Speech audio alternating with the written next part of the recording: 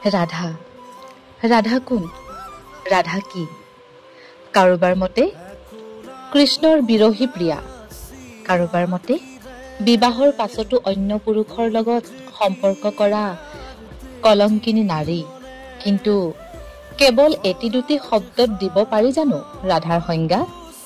ৰাধা কেৱল এগৰাকী নাৰী নহয়, ৰাধা কেৱল এটি চৰিত্ৰ নহয়, ৰাধা এটি অনুভৱ।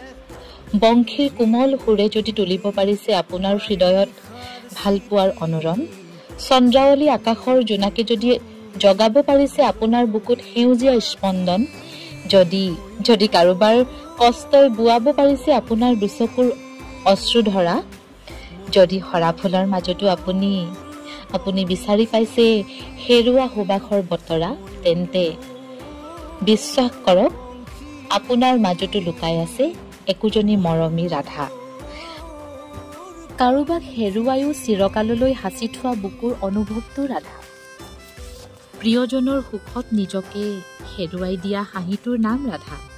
সকলোকে আশাৰ কিৰণ বিলাই নিজান ৰাতি অকলশৰে সৰি পৰা এই অশ্ৰুৰ টোপালটোৰ নাম ৰাধা। ৰাধাক জীয়াই ৰাখক আপোনাৰ দুচকুত, হাজাৰ দুখ ঢাকিব পৰা আপোনাৰ হাঁহিটোত, আনৰ বাবে নিজক উজাৰি দিব পৰা আপোনাৰ মনটোত সদায় জীপাল কৰি ৰাখক ৰাধাক।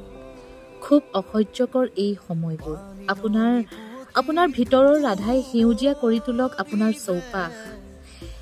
ৰাস সঁচা প্ৰেমৰ উৎসৱ, ভালপোৱাৰ উৎসৱ, মৰমবোৰ বিলাই যাওক হৃদয়ৰ পৰা হৃদয়লৈ।